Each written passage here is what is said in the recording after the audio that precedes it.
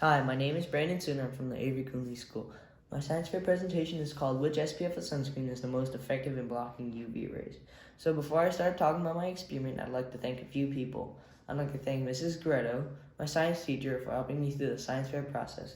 I'd also like to thank Mrs. Cooper, my literacy teacher, for helping me check my background research essay. So my purpose of my experiment is to test SPF 70, SPF 100, SPF 45 water resistant, SPF 45 for its effectiveness in blocking UV rays. Some background research about sunscreen is that sunscreen protects the skin from dangerous UV rays. It uses chemicals such as oxybisone and nevibisone to reflect UV rays. And UV beads are UV sensitive beads that turn into dark colors under heavy UV exposure.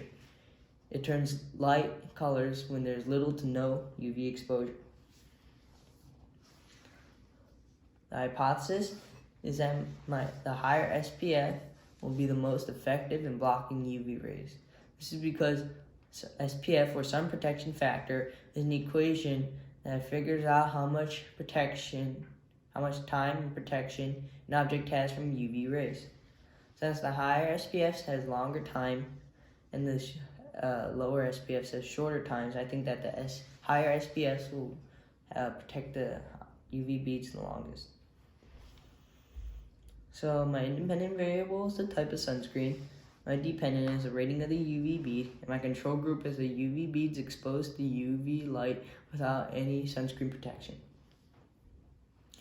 So my materials are a camera tripod, UV sensitive beads, Ziploc bags 15 centimeters by 17 centimeters, saran wrap, SPF 45 Alba Botanica, SPF 70 water resistant, SPF 100 Neutrogena, and SPF 70 Neutrogena, and a UV bulb 9-watt Fiat black light, camera, white paper, permanent marker, timer, and measuring cup.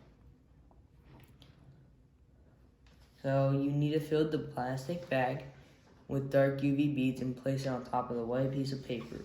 Put a saran wrap over it and draw 2 lines with permanent markers showing the control group. On one side of the permanent marker, put 1 tablespoon or 14.8 milliliters of sunscreen on the left side, and put another SPF of sunscreen on 1 tablespoon on the right side. Place it under the UV bulb placed a foot away for 25 seconds. After 25 seconds, take a picture of the beads. Repeat this 3 times. Once repeated 3 times, substitute 1 SPF for another SPF and do it again. For the darkness rating scale, take 11 pictures throughout a 25-second span. This will generate a 0 to 10 scale in which the pictures will be judged off of. So here are my results of the experiment. So here is the darkness rating scale I came off of. At 0, there's no UV exposure, and at 10, there's 25 seconds of UV exposure. This is the scale where the pictures will be judged off of. So for SPF 100, at all ones except for 1 single 2. This shows that it was highly effective in blocking UV rays because it maintained very light color under SPF 100. And SPF 70 had 2s and 1s. This shows that it was not effective as SPF 100, but it was still effective in blocking UV rays. SPF 45 water resistant had 2s, 3s, and 4s. This shows that it was not as effective as SPF 70 and SPF 100, but it still filtered out some of the UV rays. SPF 45 had 3s, 4s, and 5s. This shows that it was not effective in blocking UV rays compared to SPF 45 water resistant, SPF 70, and SPF 100. In this graph, the lower SPFs have the higher averages in the darkness rating scale. This shows that the higher SPFs had the lower averages, which means that the higher SPFs are the most effective in blocking UV rays. In the standard deviation, lower SPFs have the more spread out error bars. This shows that their data was more spread out compared to the higher SPFs. Here's how my experiment was set up. So in the middle is the control group, that dark patch.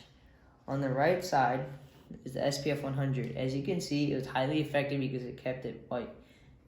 SPF 70 on the left side was somewhat white, but not as effective as SPF 100. So my results concluded that SPF 100 was the most effective in blocking UV rays. It had an average of 1.11. SPF 70 had the second lowest darkness rating average at 1.67. SPF 45 water resistant came in third at 2.33. And SPF 45 had the highest darkness average rating at 3.83. This shows that SPF 100 provided the best protection. This shows that the higher the SPF, the better the protection. This concludes that sunscreen with the highest SPF offers the most protection compared to lower SPFs. This shows that my hypothesis is proven correct because I said the highest SPF would be the most effective in blocking UV rays. In terms of protection, SPF 100 is better than SPF 70, and SPF 70 is better than SPF 45 water resistant, and SPF 45 water resistant is better than SPF 45. This experiment concludes that the highest SPF available is the most effective in blocking UV rays. Some potential errors in my experiment could have been the expiration date of the sunscreen. Since the materials in the sunscreen protect the beads from the UV rays, when the materials expire, they may not be as effective in blocking UV rays, even though advertising a high SPF. Different brands use different materials, so since I had 3 Neutrogenas and 1 Alba Botanica, could have skewed my data, but the materials they used were the same. Some improvements I could have made were using multiple UV lamp sources to make sure every UV bead had some UV exposure. I could have done more repetitions of my experiment to improve the standard deviation too. Some future experiments involving UV beads could be the testing of UV-protected sunglasses, UV-protected clothing, UV-protected bottles, sun visors, new UV protective compounds, UV protective paint and tint, UV changing color and clothing, and smartphone app alarm.